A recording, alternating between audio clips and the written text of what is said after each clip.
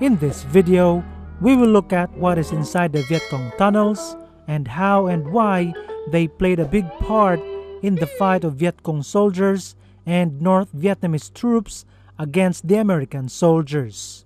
In the 1960s, as the US forces increased in Vietnam, the North Vietnamese and Vietcong troops further expanded the tunnels they had started during their fight against the French in the 1940s. The Vietcong dug the tunnels by hand or with simple tools during the rainy season because the ground was soft. They were also unable to fight face-to-face because of the more powerful equipment of the American soldiers. So, the Vietcong thought to covertly fight the Americans using tunnels, the Cu Chi tunnels, and Iron Triangle tunnels that reach up to 250 kilometers from the outskirts of Saigon to the border of Cambodia. Now, how strong are the tunnels? The B-52 bombers bombed it with 30-ton loads of high explosives but did not penetrate due to the strength of the tunnels. Why? This is because of the composition of the soil in the area. The old alluvium lateritic soils that are rich in iron oxides mixed with mud that when dry is as hard as cement. This is one of the reasons why such tunnels are so strong even without supports used. The tunnel's depth ranges from 1.5 meters to 20 meters. In fact, the tunnels are called an underground city because of the number of different sections or parts of it that have different functions.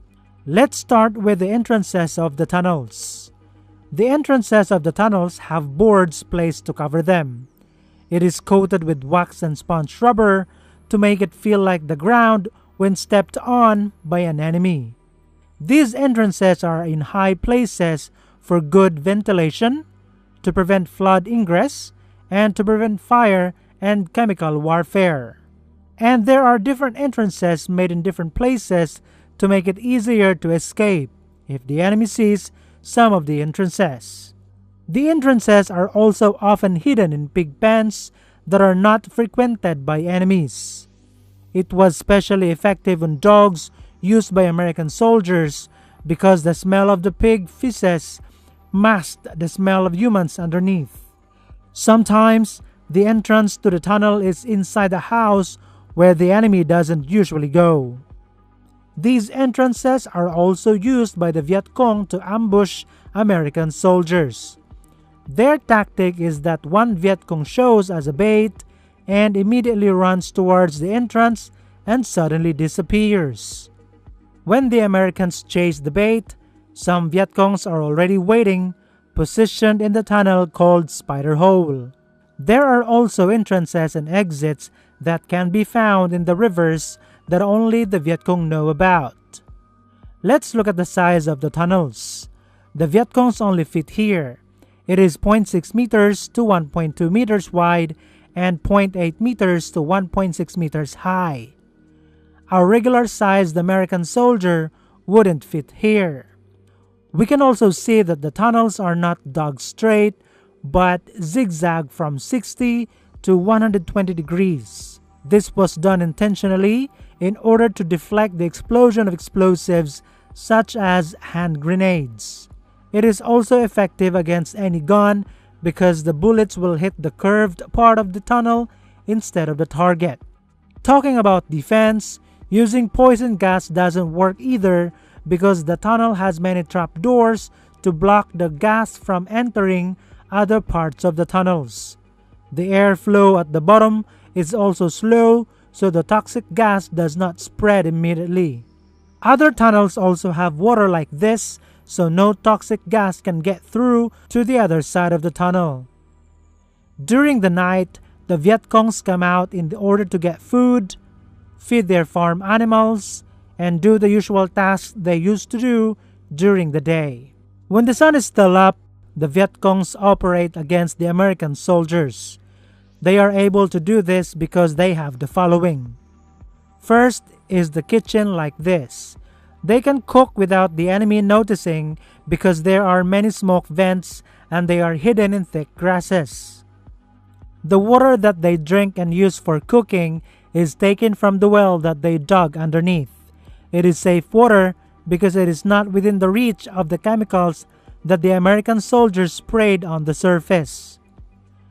They have this weapons factory where they make landmines that they also made from unexploded explosives from American soldiers. This is also where their guns and ammunition are stored. We can also see here that they have light.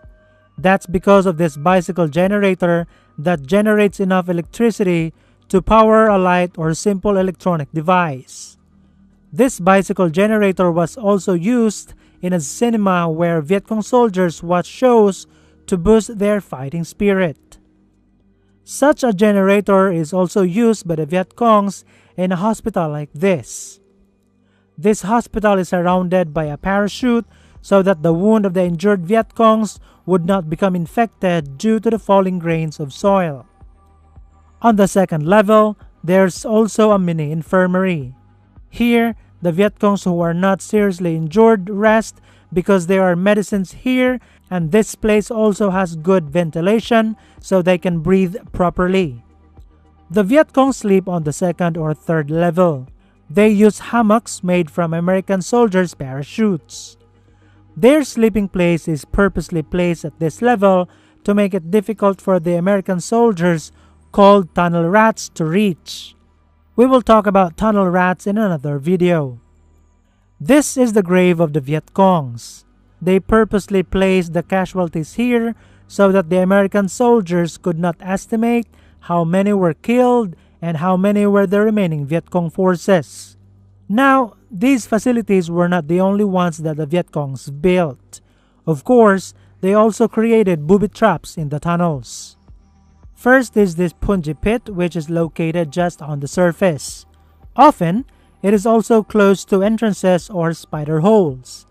Anyone who falls into it will surely be in danger because of the depth of the hole and the number of punji sticks placed. When the enemy is able to enter the entrance, various things are waiting in the tunnel. These scorpions are one of them. The scorpions are hidden in a hole covered with a board with a tripwire. When the enemy touches the tripwire, the scorpions will come out immediately after the trap is opened. Then it's over. Even if the enemy gets through, it is still not safe because just ahead is a hidden niche. This is a place in the tunnel around the curve where a Vietcong soldier can hide. It is covered with only a thin layer of dry mud. The Vietcong can see the approaching American soldier because it has a small hole. When the enemy approaches, the Vietcong will immediately stab the American soldier.